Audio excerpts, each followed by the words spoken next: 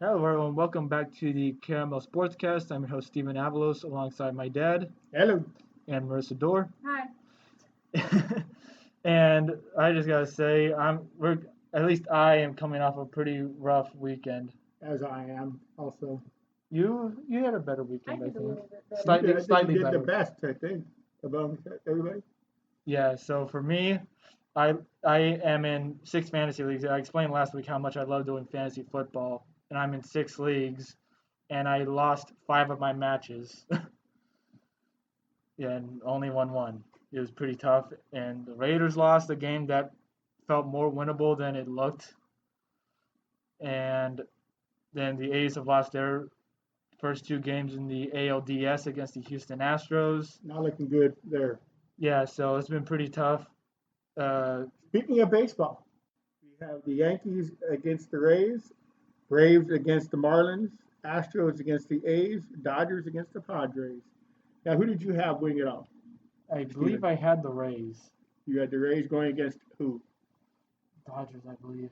Does that sound right? I'm pretty sure I went with the Dodgers. And you went with the same thing, right, Marissa? Yeah, I think I had the Dodgers winning it all though. And I had the A's going up against the Padres with the A's winning it all, which is not looking good at this moment as the A's are down 2 games to nothing in a 5 game series. Do we want to start with the A's, or should we just go down our list here? Let's go with bad news first.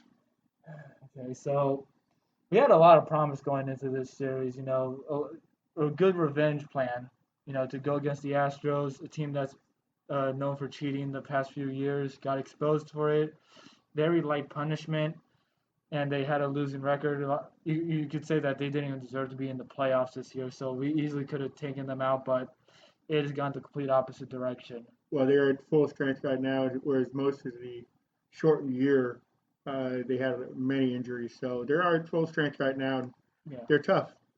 And one of the things they got criticized for was having a lot of rookies in the bullpen, but now those rookies, they've gotten more time. Even though it is a short season, they got experience overall, and it looks like it's really paid off as the bullpen has been lights out so far against the A's. And for the most part, they're all strong. I mean, with a shortened season, you're talking, 90 games less, Yeah, 100 games less? So So, 100 games less. yeah. So A's are down 2-0. Um, Yankees Rays. Yankees won yesterday 9-5. Yeah, 9-5 with Stanton's mammoth home run that went off the bat at 116 miles an hour. that guy can hit. Of course, that's what New York is known for. They're known as the Bronx Bombers. And we had Atlanta going up against the Marlins today, with Atlanta winning. What was that score final? 7-4. 7-4. So they're up 1 game, nothing.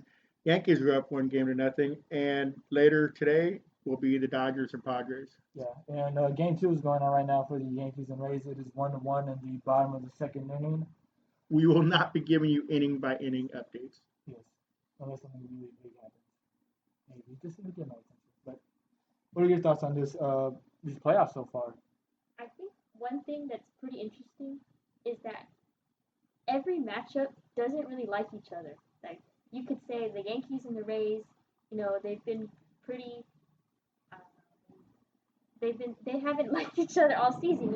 Chapman threw at somebody, the Rays would throw back. They talk trash, and then I think you could say the same thing for the Astros and the A's. You know, Got the whole fight with Ramon Laureano Yes. against the entire Astros team. And I'm surprised they haven't thrown at any of the batters. Yeah, no. I think noticed that. if the game goes sideways tomorrow and the A's are getting whooped on, they're gonna start going for some heads. Maybe not the head, maybe the wrist or. And continue.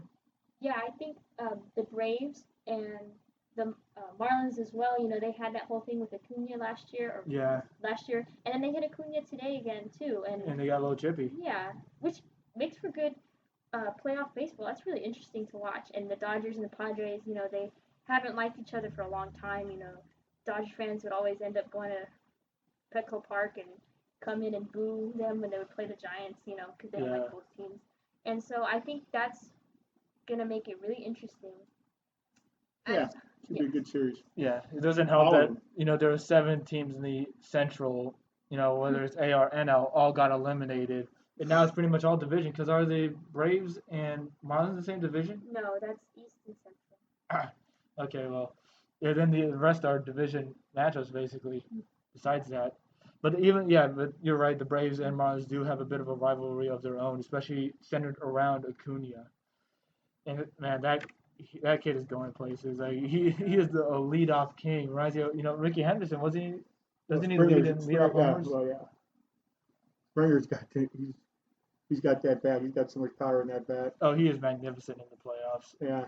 Yeah, like, compared to most of the Astros, I feel like Springer hasn't been as like cocky compared to the others. Like I just can't think of much that Springer has said that took me off. Like that isn't Correa, Bregman, Altuve, Punks. McCullers. All of them punks. Yeah. No, they're all punks on the list, but some of them do still have talent besides the scandal that happened. And Springer has really showed that this series, unfortunately, with us as A's fans. And it's really grim right now. Yes, yeah. Yeah. You got to wonder, what's going to happen if we lose this series, if we get swept. Is Melvin in danger at all? Is that a question that we have to ask ourselves? Yes. Yeah, he is. That would make him, I believe, 1-6 in playoff series, or just like out of every series or elimination game, as we've been in a wild card 3 times under Melvin. Yeah, yesterday's game, when Simeon's error enabled the Astros to get 4 unearned runs, that killed us. That killed us. And Melvin's bullpen management was not good at all. Yeah, way to save me there, kiddo. Yeah. Yeah, I know when Petit goes quiet. shuts him down, and all of a sudden they take him out after 3 batters and Petit what, wasn't 10 his pitches. Yeah, and Petit wasn't his best today. He allowed a homer first batter, right? Springer or Brantley. Yeah. Oh yeah, that was You were saying first pitch, home run. So yeah, and you know what? Like, despite the thing with Simeon, and that doesn't happen if Simeon makes the play, which was an easy one. It was an easy grounder.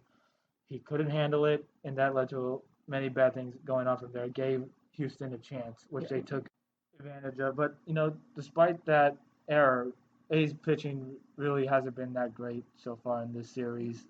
No, they were supposed to. Well, they were the best relievers in baseball this past year, but they're not showing it right now. And we had a good group of starters too. Yeah. This season. They all had good finishes at the end of the season, and it's not showing at all for anyone. Bassett and Manaea, they haven't been good. Is that Bassett's shortest outing? One of his shortest outings. It wasn't good either way, and Manaea didn't do well either. Well, hopefully at this time next week we'll still be talking about the A's. Yeah, we really hope so. On to the NFL. Yes, it was one of my favorite things to do. Love talking about football. And just to go over our records, so last week I was 11-4 straight up, 9-5-1 against the spread. Dad, you were 9-6 straight up, and then 6-8-1 against the spread. Awful.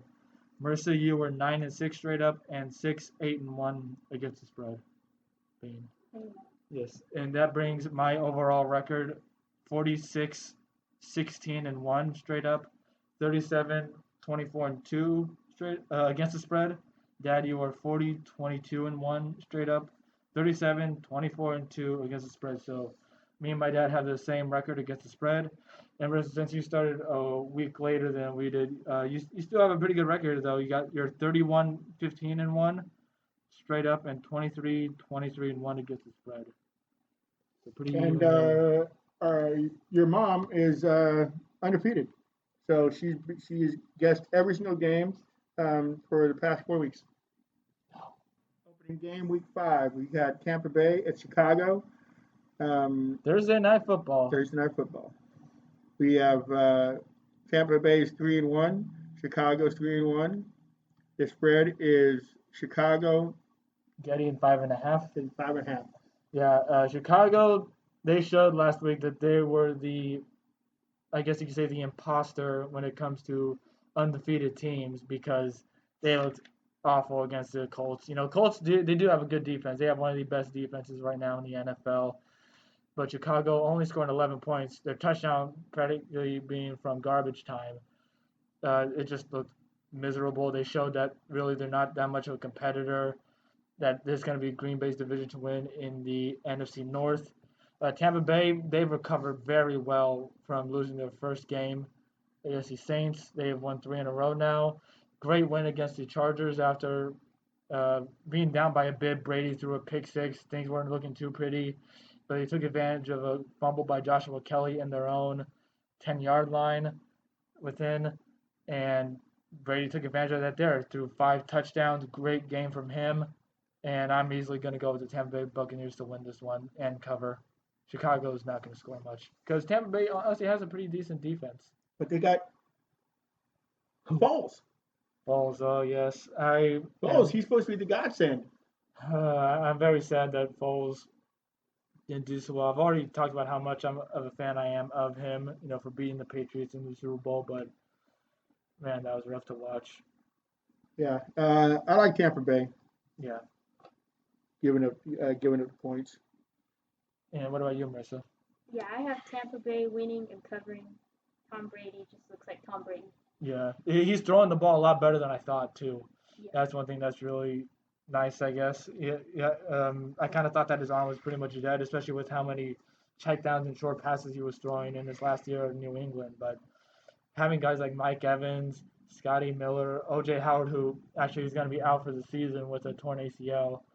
He's still got Gronkowski, Brait, lots of weapons that he has there that he can throw long to, at least like longish to. Arm isn't the same, but it's been better than I was expecting it to be this year. You like Tampa Bay to cover, Marissa? Yes. Okay. Next game on the docket, we got Carolina 2-2 against Atlanta, 0-4. Atlanta is at home, and they are giving up 4.5 points to Carolina. I honestly don't understand the spread on that one. Marissa, I'll let you go first on this one. Yeah, I agree. Atlanta stinks. They're 0-4 Yes. right now. They just, I don't know. It feels like they haven't showed up for a game. So I have Carolina winning and covering this one. Offense usually shows up. It's the defense and the coaching when it comes to the final minutes is just not there. And Ryan hasn't looked good in the past 2 games. And boy, I just want to, just a quick little event about fantasy. I have Calvin Ridley. I still need a bit of a miracle to win, but don't spit in my face by not having 0 catches for the day. You've been averaging 100 yards every game, and you go into Monday Night Football with nothing. Julio Jones left at halftime, and I'm still mad at Matt Ryan for that because he couldn't throw to him. He made throws look like they were batted away. Well, it looked like, actually, from what I understand, they had a tiff before the game. And I think Ryan was a little bit mad at him, and he said, "I'm not giving you the ball." No. Who's your source? I'm going with Atlanta. I think they've got to win it sometime. This may sound like a lame reason for them to win, but they've come close a couple of times against some decent teams. Carolina's still wishy-washy, and I'm going with Atlanta. And Carolina will. It'll be a close game with Carolina covering, but Atlanta winning.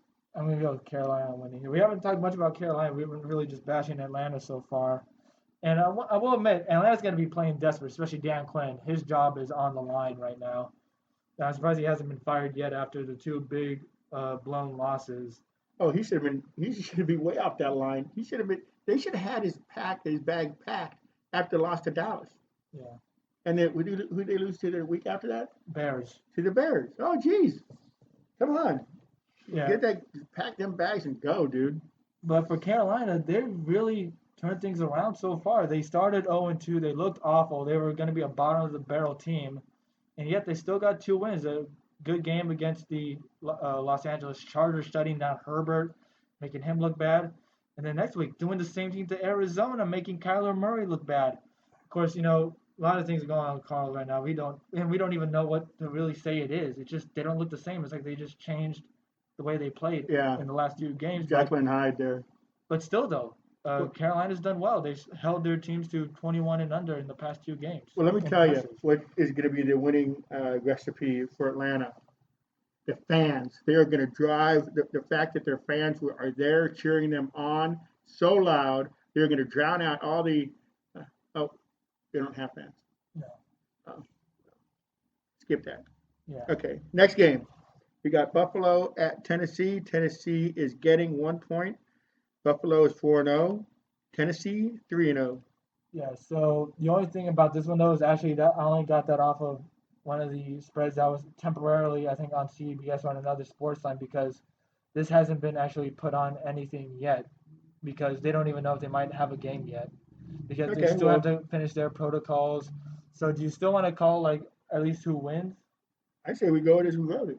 Okay, so this one here, Buffalo, easily. Tennessee, their defense has not been that good all season. They've allowed a lot of points to Minnesota and to the Jaguars. Those were both 30-point games that they allowed.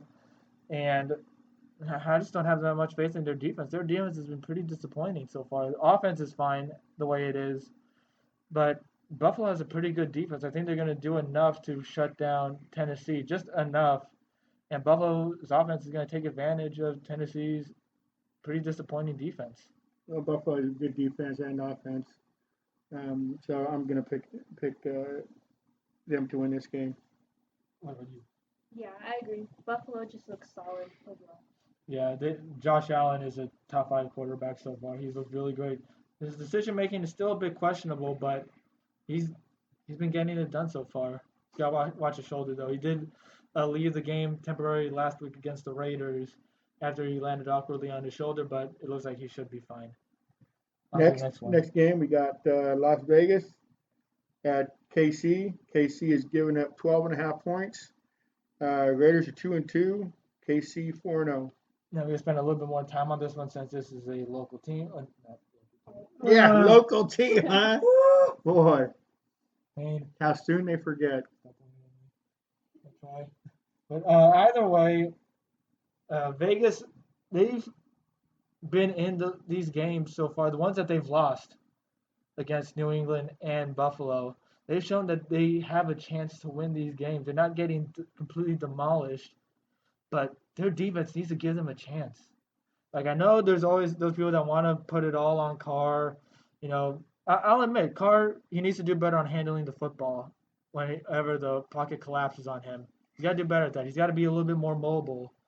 And I get you guys wanted to throw deep more, but that's the way the offense is designed. It's designed to have safe plays and have long drives, just slow and steady, and not having any turnovers. But that's another thing that's been killing them: costly turnovers, especially with the fumbles. Carr's had 3 fumbles in the last 2 games. Darren Waller had a very costly fumble when the Raiders had a chance to make a comeback in the fourth quarter, and it's really it sucks. The offense is meant to be safe, but it hasn't been that so far. Of course, it's some good plays by the defense, especially Josh Norman punching the ball out of Waller in the fourth quarter. It really hurts knowing that this team could do so much more, and it's just these little things are doing so much to hurt them. And what do you think about Paul Gunther, Dad?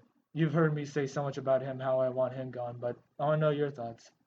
He's defense coordinator, Yes. right? I can give or take with him.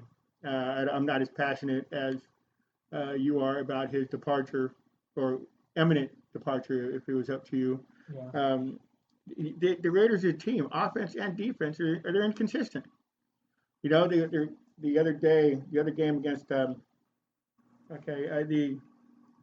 injuries they had with Abrams, he looked like he didn't want to come close to where the action was. He was back up and he didn't even look like he didn't want to come close to the ball or possibly get hurt again.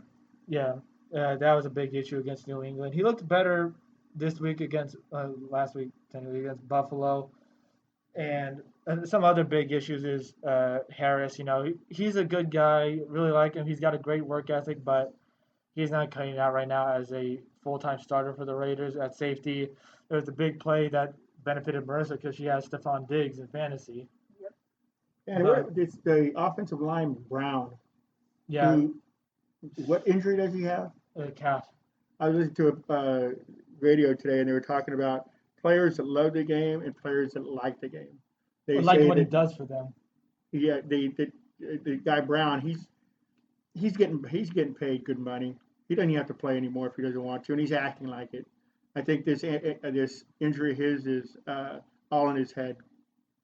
They say he has a chance of playing this week. If not, then he'll play after the bye, which would be against the Tampa Bay Buccaneers. But it is very like odd with his whole thing about him. He does seem like a guy that he is very talented, but it just seems a little How do you know odd. he's been talented if he's not even in the game? Because He's played how many snaps in the last how many years? but he's graded well whenever he does play. He's got to be in But the it's game true. to It's do true. anything. He's got to prove himself. You got to buy me dinner. How's that? I don't know. But either way, some other things is also Lunch? I'm not liking the. Let me continue with the coverage. Either way, one thing that is bugging me is some of the decisions that Paul Gunther makes on the assignments. I was looking at advanced stats about the defense, and if you look at it, Trayvon Mullen, who's been the Raiders' best cornerback, when it comes to man coverage, he did not have a single assignment to Stephon Diggs, who is the Bills' best wide receiver. Why is the best corner not playing against the best receiver? It makes no sense to me why they're doing that. He played on John Diggs a bit. They had him play 6 snaps against Singletary in man coverage. Why shouldn't a linebacker be watching Singletary? It's so many decisions that I don't understand, and giving people cushions like the one I showed you where it was like 3rd and 6 or 3rd and 7, where they put Keyshawn Nixon, like a second or third string corner, not a starter at all, against Stephon Diggs, and he gives him a 10-yard cushion on 3rd down. It makes no sense. It was such an easy route for him to run. When I understand, Diggs had really bad breath, so I wouldn't want to get that close to him either. But then again, like even when I did my predictions, I knew that this was going to be a tough stretch for the Raiders. The first half is very tough for them. We just got to see that this team get healthy, and hopefully they have a big finish in the second half. Marissa, who do you like this game? I think I have Kansas City winning this one, but I have the Raiders covering just because I still don't like Kansas City based off the Super Bowl. But we'll see. I'm going with the same thing. I'm going with KC to win and Las Vegas could cover. There's a big point spread, and I think at some point Kansas City is going to, give up some easy scores. Yeah. I think they're going to have that larger lead. I'm going KC all the way because unfortunately Carr, he has not done well at all in Arrowhead. He doesn't have any wins there. So he plays his worst football there. Hopefully it's different this week, but I just don't know. Got to get out the snide. Yeah. Okay, next we have Arizona at the Jets. Arizona's 2-2. The Jets are 0-4, and they are getting 6.5 points. Let's see here. Oh yeah, this is a big opportunity for the Arizona Cardinals to bounce back against an awful Jets team. They couldn't be any worse right now. And it seems like they actually are planning to keep Gase for the rest of the year. I don't know why, but that's the plan. Either way, it's a pretty generous spread, I think, 6.5 for Arizona. Arizona needs to take advantage of this. If they don't cover, then I'm really concerned if I was a Cardinals fan. I mean, started 2-2, it's 2-0, and then now they're 2-2, losing to some inferior teams. Yeah, in my opinion. Pretty unacceptable, especially for someone who was an offensive rookie of the year. Not exactly Aaron, should have been Jacobs, but and the firepower they have. Yeah, they have a great offense. I guess the whole question is the defense, which I really honestly don't know anything about. Yeah, and the Jets, like we said, they're just awful. Jets. They can possibly go 0-16, I think. Do you think they can? Oh yeah, I wouldn't doubt it. And your thoughts? Yeah, I have Arizona all the way. I hope they do well because Kyler Murray's on my fantasy team. I got DeAndre Hopkins. I need him to do well. Yeah. Yeah, I'm going Arizona all the way on this one as well. And you too, Dad? Me also, yes. Next, we got Philadelphia at Pittsburgh. Philadelphia is 1-2-1. Pittsburgh is 3-0, and Pittsburgh is giving up 7. Yeah, I feel pretty good with Pittsburgh on this one. They got a really good defense against a pretty not staggering, but they try offense for Philadelphia. They really haven't had much luck with all the injuries going on and Wentz not playing so well so far this season. And yes, it was impressive for them to beat the Niners last week on Sunday night, but I could tell you're agonizing pain from that, Marissa. Yeah. But Philadelphia, they're still a pretty bad team. They're not going to win against the Pittsburgh Steelers, and Roethlisberger's looked better than I expected. And I also hope Chase Claypool gets some points. I like him as a wide receiver. He's pretty good from Notre Dame. And yeah, Pittsburgh's going to win and cover on this one to me.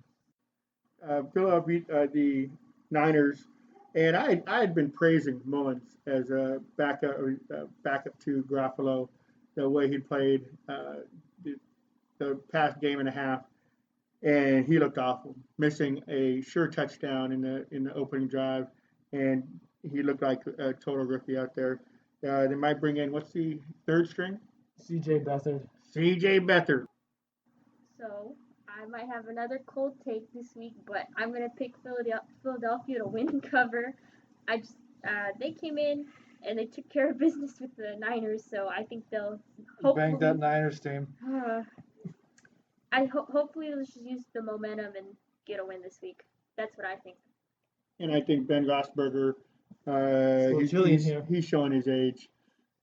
Even though he had the last week off to recover from whatever ailments I'm sure he has. He's an old man. I'm going with, I'm going with the upset as well.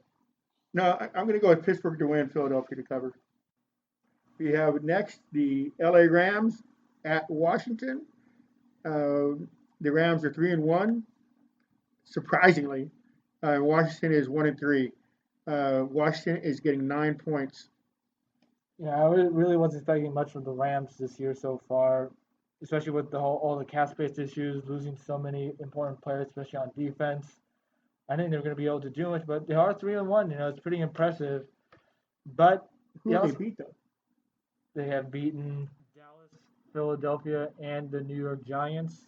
Just being specific on which new team it was. I think the Rams are the most overrated 3-1 team because they don't seem. Chicago. They pull these wins out of their butt, man. To tell you the truth. You forgot about Chicago. Chicago was the most overrated team. They had to do multiple comebacks to even just exist. I wonder what happened to their high-powered offense. It just hasn't been exactly the same as it was. Oh, it's nothing like it was. I mean, what they score? How many points they scored last week? 17 against 17 the New York Giants. Against the Giants. Yeah, it made no sense. I was totally going with them to cover, and because of the fact they couldn't cover last week, I'm not going to have them cover either, even though they are favored by 9. I'm going to go with the Rams to win, the Washington to cover. Rams are still a better team than the Washington football team. And Washington has a decent defense, too. They do. Well, I'm going with that exact same bet. What about you? I have the Rams winning and covering. Oh, real? We'll see what happens. We'll see what happens. All right. Next, we have Cincinnati at Baltimore. Cincinnati is 1-2-1. Baltimore is 3-1, and they're giving up 13.5 points. Wow. I'm going to go with Baltimore all the way on this one. They are still a really dominant team. Burrow has looked very exceptional so far. But the thing is, though, is they're going against a really good defense in Baltimore. Are they that good? Baltimore's really good. Okay. And I guess I'll play them this week. Another thing, too, is that the Cincinnati defense is not good. Especially unlike the defense they had to go against in Washington, who actually they were able to intercept Jackson once. Jackson's first interception last week. And I think that Cincinnati just doesn't have what it takes. Burrow will have a few flashes here and there. They can maybe score 20, maybe, but Baltimore is going to take advantage of it. They're going to manhandle the Bengals this week. Yeah, I'm going with Baltimore as well. They had for the most part, a 20-plus point lead against Washington, and they gave up a touchdown late in the game, and I think they lost. They still covered. They still covered? Okay, they covered by half a point. So I'm going Baltimore and Baltimore. All right. What about you, Melissa? I have Baltimore winning and Cincinnati covering. Mm-hmm. You think Burrow's going to be good enough? Yeah. She's hoping. Perhaps. No. Next, we have Jacksonville at Houston. Jacksonville is 1-3. Houston is 0-4. Boy, Houston is not in a good position. Houston is giving up 6 points. Sorry, I almost cut you off there, but yeah, Houston is not in a good position right now.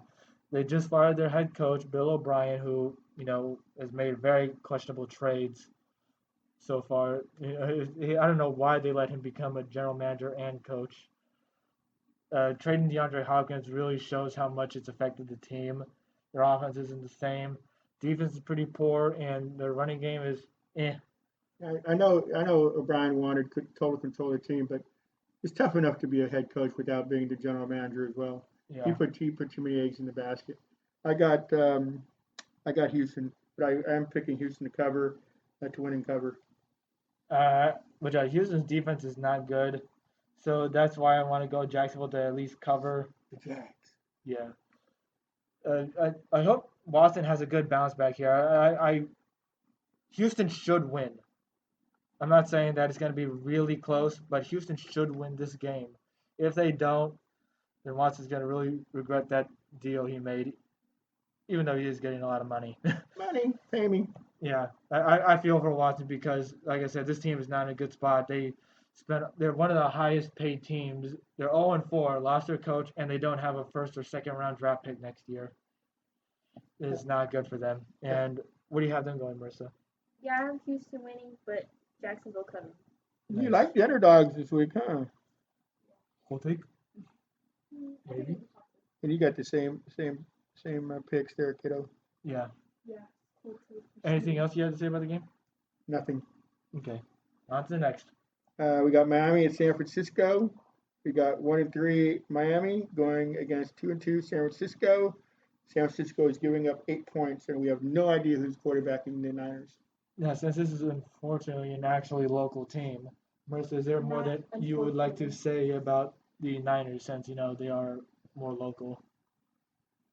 Yeah, nobody knows who's starting. I think Garoppolo is supposed to practice this week. I think they're going to reevaluate him, but I would look for Beathard to be starting, especially after Mullins' performance last week. Mostert's still out for a while, and I don't know. They just came out really sloppy last week. Yeah, they played a really sloppy game. Yeah. And for Philadelphia winning, that was such an ugly game in general. It could have been. It could have been the Saturday night jitters. That happens sometimes. That's a known fact. Sunday night Kittle jitters. didn't have that. Kittle Yeah. was amazing. 15 targets and 15 receptions. He got me a lot of That's points. impressive numbers. Yeah. And so, what else do you think about this? Because I think I'm going to go with San Francisco here, but to win, but Miami I think can cover because the Niners are just that banged up. I'm saying the exact same thing as you. What about you? Sadly, I have Miami winning. Whoa! What kind of fan are you? You are the ugly. I hope I'm wrong, but I don't know. They have a lot of injuries. They just don't look sharp. They just don't look like the team from last year. Wow. Cut and dry. Yeah. Next, we have Indianapolis at Cleveland. Indianapolis is 3-1. Cleveland is 3-1 also, and Cleveland is getting 1.5 points. All right. So this is a pretty exciting one here. Okay. Well, I'm not gonna say too much about that yet because I also said that about Indianapolis and Chicago, and that was a total snooze fest right there. But it's gonna be a good challenge for Cleveland, definitely, because they've gone against a pretty bad defense, especially against Dallas. Dallas's defense is horrific. They've allowed 36 Dallas has points. played some good teams, though, haven't they? Yeah, but they've allowed 36 points a game. That's case in point, good teams. Still, though, not good. And Cleveland's gonna have a big challenge here against Indianapolis. As I said earlier, talking about Chicago, they're gonna go against a really good defense in Indianapolis. Rivers has looked pretty solid so far. His weapons aren't exactly there. T.Y. Hilton, I don't know where he is. I feel like he's been missing for a while now. And it is Cleveland killed Dallas. yeah.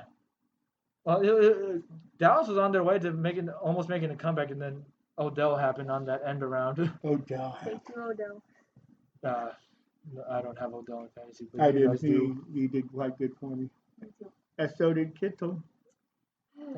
But Yes. Anyway, I like. I'm taking it. I'm taking the points in Indianapolis on this one. I'm going to take Cleveland on this one. I think this is a big challenge for them, but I like Stefanski as a head coach. I think he has what it takes to upgrade the Browns, and I'm going to have them be 4-1 going into after this, and they're going to win and cover. It's only 1.5 points, so yeah, they can cover. Yeah, I have Cleveland winning and covering too. I mean, they actually have a winning record, so anything could happen. Yeah, and Yeah, it could be a close one. I like to see that. I like to see Indianapolis make them work for it on their defense. Updating the baseball game, it's 5-1 Tampa Bay. Yeah, Tampa Bay's looked pretty good so far, but can Tampa Bay hold the lead? We don't know.